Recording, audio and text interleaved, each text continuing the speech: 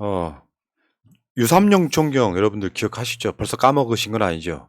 그를 잊으면 안 됩니다. 행안부가 그 경찰국 신설한다고 할 때 총경들 모임 주도했던 바로 그 인물. 영화배우 장현성 씨를 닮았던 그 인물이 다시 언론에 나왔어요. 이분이 징계위원회에 출석하면서 기자들을 만나서 한 말이에요. 경찰국 신설이 참사의 원인 중 하나다. 근데 경찰 입에서 이 이야기가 나오니까 알고는 있었지만 이렇게 보면 경찰국 신설이 참사의 원인과 연동이 돼 있는 거예요. 연관이 있다고. 근데 경찰 입에서 직접 나오니까 어떤 확신이 생기더라 이런 얘기죠. 일단 그 경찰국 자체가 행안부에서 인사권을 가지고 있기 때문에 인사권을 가진 행안부에 잘 보이려면 어떻게 해야 되겠습니까? 실적을 올려야 되잖아요. 근데 사고가 일어나지 않게 하는 거는 실적이 오르지 않습니다. 사고가 일어나지 않았기 때문에. 근데 범인을 검거하거나 하면은 실적이 쌓이죠. 그러니까 그렇게 예. 마약 단속을 하려고 했던 거고요. 자, 주로 무슨 얘기를 했는지를 쭉 한번 보고 행안부 장관이 경찰을 통제하면 경찰의 관심이 국민의 인권과 안전보다 권력을 향하게 될 것이다 라고 경고해 왔다. 그런 우려가 현실화됐다. 진짜 훌륭하신 분이에요. 이분 나중에 진짜 크게 되실 진짜 거야. 훌륭하신 농담하는 게 것 아니라. 네. 경찰의 경비 행태는 기존의 국민의 안전을 충분히 보장하던 경력 배치를 떠나서 경호 경비에 올인하는 모습으로 인해 이번 이태원 참사가 발생했을 가능성이 있다. 행안부 장관의 경찰 통제를 규정한 경찰국과 경찰청장 지휘 규칙은 제고돼야 한다. 내가 다시 돌아간다면 목숨을 걸고 막았을 것이다.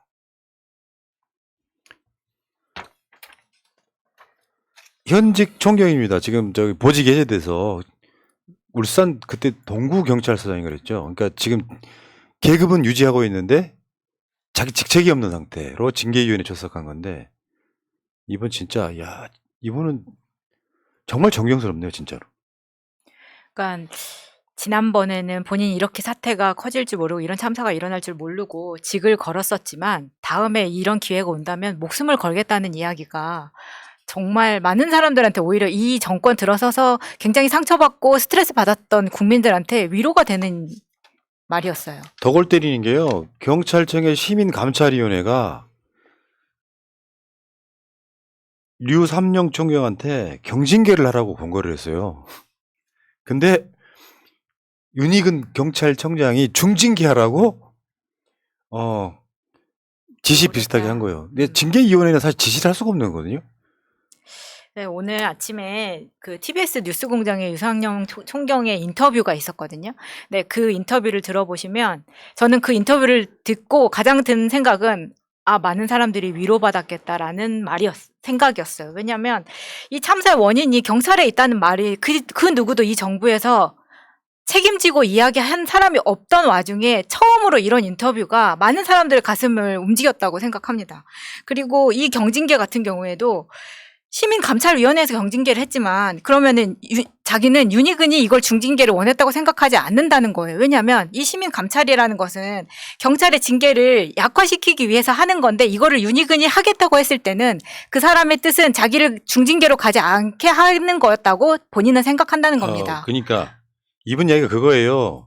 시민관찰위원회에 경징계하라는 의견을 존중하려고 했는데 사후에 사정 변경에 의해서 쉽게 표현하면 용산 대통령실이 개입했다 이런 이야기를 네, 위에서 압박이라는 사전에 거죠. 변경될 일이 뭐가 있어요 이게. 그러니까. 변경될 일이 없잖아요. 그러니까 사실 이렇게 우리가 당연하다고 생각하는 많은 것들이 있어요. 내 삶에서 변치 않을 거라고 생각하는 거. 집에 가서 전기 스위치 켜면 집에 불이 들어오고 난방 넣으면 따뜻해지고 물 틀면 물 나오고 그 너무나 당연하다고 생각하는 그 하나하나들.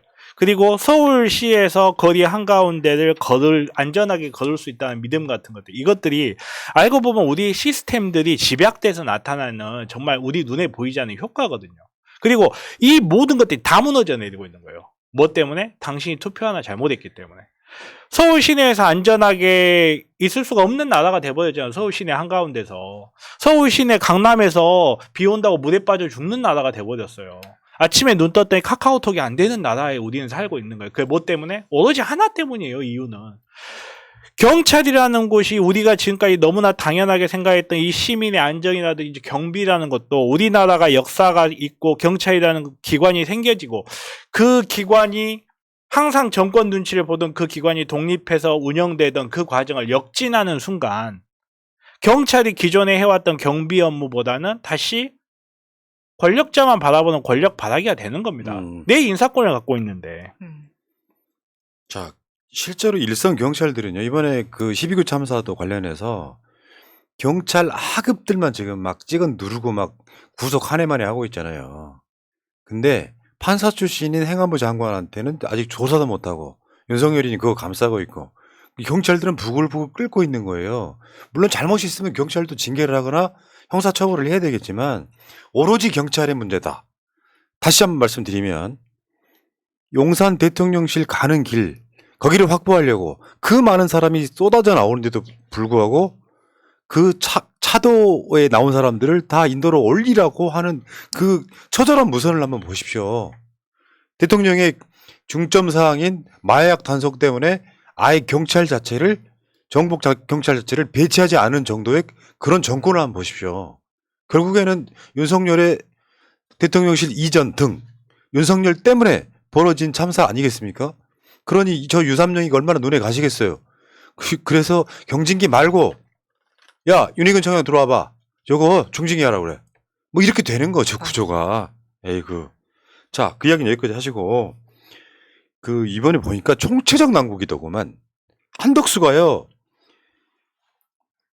10분 거리에 있는 그 한덕수가 그러니까 밤 늦은 시각이었으니까 총리 관저가 있잖아요. 삼청동에 가면 있어요. 거기 가보신 분. 대부분 다 아실걸? 그 네. 삼청동에 총리 관저라고 있는데 그 총리 관저에서 정부 종합청사까지 차로 타려면 10분도 아니에요. 사실 그 정도 거리면은 그 늦은 시간이라면 5분이 멉니다. 그렇죠. 근데 보고 받은 지 73분 후에 도착을 해요. 주민들이 시끄러울까봐 뛰어왔나 보죠. 총체적 난국이에요. 관련 사진도 잠깐만 보면은 시간대별로 한번 볼까요?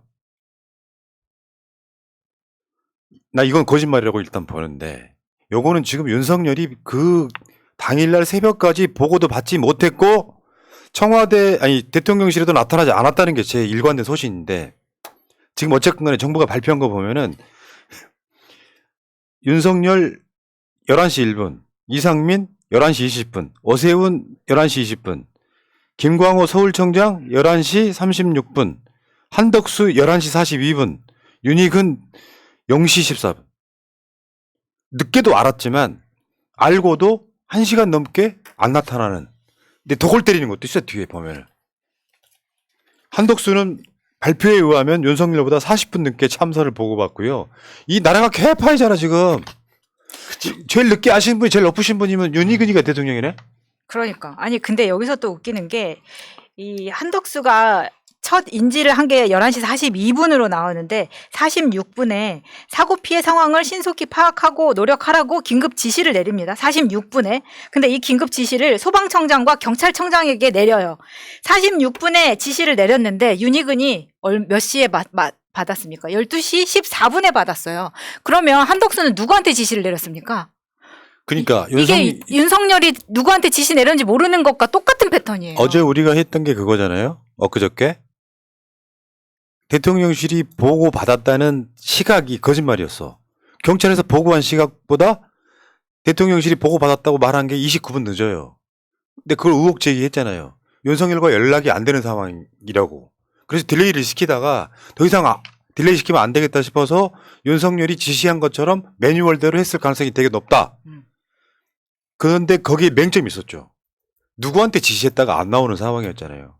지금 상황이 그렇습니다. 그 다음에 저기 보면은 맨 늦게 알았다고는 윤희근도 있잖아요. 어떤 논란에 휩싸여 있냐면 지금 여러분들이 잘 모르실 수 있는데 윤희근이 그때 무슨 캠핑장 갔다 그랬죠. 네. 캠핑장에 일종의 그 접대 의혹 같은 게 나와요. 그 지역에 내려가서 그 지역 경찰 뭐 관계자들이랑 이렇게 해서 유흥업소에 가지 않았느냐라고 하는 의혹이 있어요. 그 캠핑장이 뭐 길거리에 있는 뭐 어디 산에 있는 캠핑장이 아니고 일종의 돈 주고 들어가는 그런 아, 글램핑 뭐 이런 거. 그런 거예요. 근데 체크 아웃 인은인데 체크 아웃이 없는 상태로 체크 유니크는 인은 그냥 있다고요? 유호성이야? 아니 근데 저는 이게 웃기는 게 아니 우리 방송에 구청장이 와도 보좌가 8명씩 달고 옵니다. 윤희근 경찰청장이에요. 대한민국 경찰청장. 근데 이 사람이 보좌 비서관 하나 없어요? 이 한덕수가 11시 42분에 지시를 내렸는데 그보다 20분 앞서서 11시 21분에 윤석열이 첫 지시를 내립니다. 그런데 42분에 한덕수가 첫 인지를 할 때까지 한덕수도 지시를 못 받았고 경찰청장도 지시를 못 받았어요. 아무도 지시받은 사람이 그러니까 없다는 총체적 거예요. 난국인데 윤석열은 자기가 튀고 싶었던 거야. 사실 이 시스템 말이 안 되는 거고 동시에 들어가는 게 일단 맞을 것 같고요. 그러면 자기 역할을 갖고 뭘 하고 있든지 간에 자기 위치로 복귀를 해야 되거든요.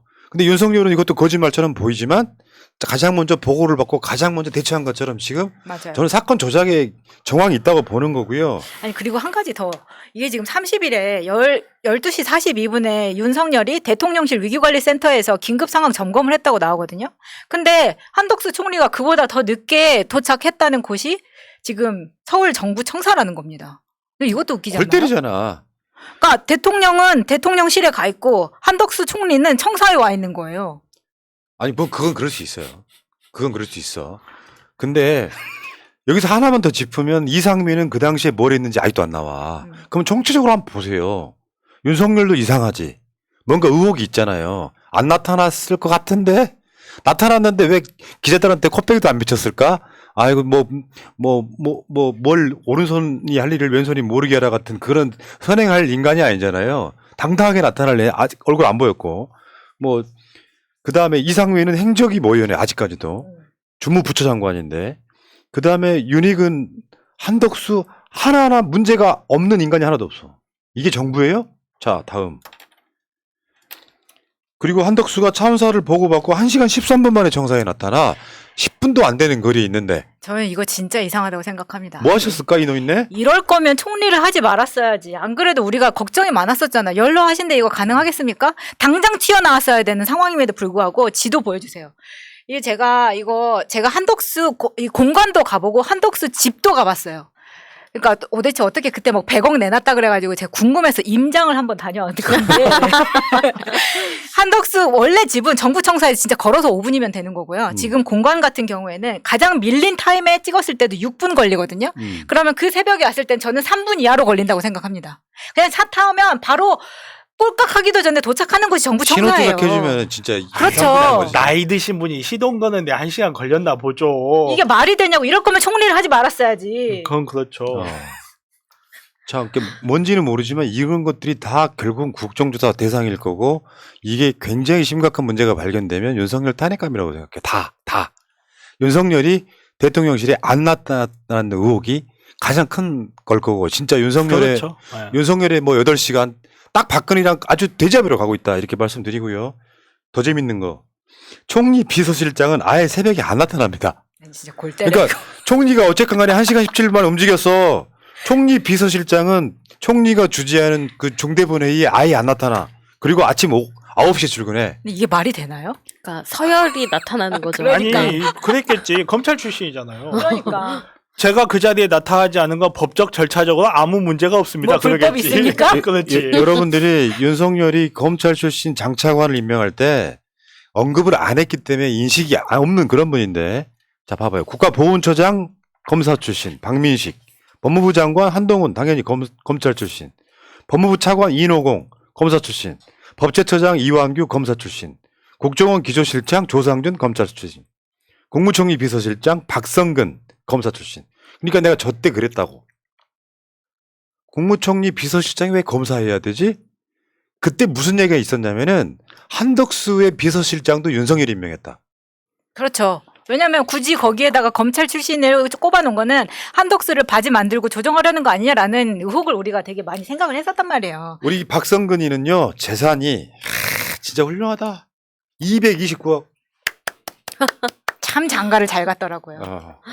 그러니까 총리가 나타나는데 비서실장이라는 놈이 아예 자기 총리가 비상사태에 회의를 주재하는데 아예 안 나타나. 아니 날도 쌀쌀한데 뭐 이태원에 사고가 났다고 일어나서 나와야 될 재산이 아니에요. 이 사람이 뭐냐면 서희건설 있죠. 서희건설의 맞사위입니다. 덕수냐? 내가 꼭 나가야 되냐? 뭐 우리 영감 그 정도는 아닐 것 같고 우리 영감탱이 열심히 일하라 그래. 내가 총리야 씨발. 그리고 내가 굳이 안 거기 나가는 가야 거지. 돼? 아니 이날 새벽에 우리가 새벽 3시 4시까지 방송 보면서 조마조마 했었었는데 본인이 9시 출근이 아니라 사실 정상적이면 7시 6시에 출근해야 되는 자리잖아요. 9시 출근도 지금 되게 웃기는 거거든요. 공무원이 맨날 이렇게 하지는 않잖아요. 윤석열 봐봐봐. 폭우가 내린 대로 퇴근해버리는 칼퇴근을 보여주고 있잖아. 그러나 1년에 이렇게 갑작스럽게 호출되는 경우가 몇 번이나 있겠어요. 근데 아예 안 나타나. 더 재밌는 거. 국무조정실장입니다. 국무조정실장은 장관급이에요. 그 일본 같으면 관방장관 역할 하지. 국무조정실장이. 그 국무조정실장은 긴급대책회의에 참석도 안 합니다. 개판이야. 정말 무정부 상태가 맞는 거죠. 이 정도라고 하면 시스템이 아예 없다라는 얘기입니다. 아예 없는 거예요. 참. 아예 아이고. 없어요. 진짜 무서운 거예요. 진짜 무서운 진짜 거죠. 무서운 거예요, 예. 이건. 그러니까 어떤 그 무능 무책임의 표본을 보여주고 있어요. 총체적으로 어떤 하나가 무능하면은 어떤 하나가 무책임하면 서로 도와가면서 이렇게 보완하면 되거든요. 총체적으로 무책임한 데다가 무능해요. 능력도 없는데 책임의식도 없는 애들. 그래서 그 중에 한 명 이상민 해임 건의안이 지금 국회에 보고돼서 방송은 오늘 아마 이게 표결을 하게 된다면 이따가 밤에 할 것 같고요. 지금 현재 되고 있는지 안 되고 있는지는 아직 알려진 바가 없어서. 그러니까 결국은 그래요. 그 중에 하나는 책임을 져야 될 거 아니에요. 최소한 장관급 하나 정도는 책임을 지는 국민이 된 A, 윤석열 그게 없다. 이렇게 보고. 지금 이 사건에서 수사 선상에서 빠져 있는 사람이 하나 있습니다. 서울시장이죠, 서울시장. 그래서 민변하고 참여연대가 이 경찰 특수본에다가 오세훈 수사 촉구 저걸 지금 요구하고 있어요. 서울시를 수사하라. 왜 그러냐면 서울시는 사전 안전관리 대책을 수립하지 않은 1차 책임기관, 1차 책임기관. 저번에 우리가 보여드렸죠. 서울시가 이태원 할로윈 축제는 홍보는 엄청 해댔다고. 근데 안전대책 수립을 안 했어요. 이것도 나중에 아마 국정조사나 특검 같은 게 되면 엄청나게 나올 거예요. 안 하려고 안 했다기보다는 뭔가 이유가 있었다. 이래서 국정조사를 안 하려고 그 발악을 하는 거겠죠. 근데 서울시와 관련해서 아무것도 입건하지 않은 게 특수본이야. 이상하잖아, 뭔가. 입건이라도 해서 죄가 있는지 없는지를 봐야 되는데 서울시는 아예 제쳐놓는 거예요. 오세훈이 나와가지고 눈물 질질 짜면서 그러니까 악어의 눈물을 흘리고. 현 정부에서는 입건이 안 되면 아 얘가 죄가 있구나 싶어. 아, 진짜. 그러니까 오세훈이 울면서 무한한 책임을 느낀다라고 했잖아요. 무한한 책임을 느꼈으면 책임을 져야죠. 왜 아무 느낀다고 했지. 책임을 진다고 하진 않았잖아. 느낀다고. 진짜 웃기는 근데 게 그 이후로 울고 난 이후로 오세훈이 지시한 대책이 뭐가 있습니까? 그렇죠. 하나라도 나왔습니까? 나오는 것도 아예 오세훈 자체가 없는 사람 같아요. 맞아요. 지금 아예 자기 이름을 오르내리는 거를 피하고 있어요. 이 사건에 연관되고 싶지 않은 거죠. 근데 박원순 시장 때 보면 이런 할로윈뿐만이 아니라 모든 인파가 몰릴 것으로 예상되는 모든 행사의 안전 요원과 이런 것들 사전에 다 준비를 했습니다. 오세훈 뭐 하고 있었습니까? 아니, 그러니까 처음으로 이루어진 행사인데다가 주체가 없다라고 하면 그래도 조금 이해가 되는데 그 전년도에는 코로나 때문에 공식 축제도 없었는데도 불구하고 경찰이 배치가 됐는데 왜 올해는 안 됐느냐에 대한 부분은 의혹일 수밖에 없잖아요. 그러면 실제로 무능해서도 있겠지만 어떤 경우에는 어떤 기조, 어떤 흐름에 의해서 일부러 배치 안 했다. 그러면 최소한 서울시한테 물어봐야 되는 거잖아요. 용산구나 서울시한테 왜 배치 안 했어? 왜 배치 요청 같은 거 안 했어? 그럼 나올 거 아니에요. 우린 배치 요청했는데 행안부에서 배치 안 한다고 하더라 같은 이야기가 나올 거 아닙니까? 결국 마약 수사 이렇게 연결이 되는 것 같고요. 자, 여기까지.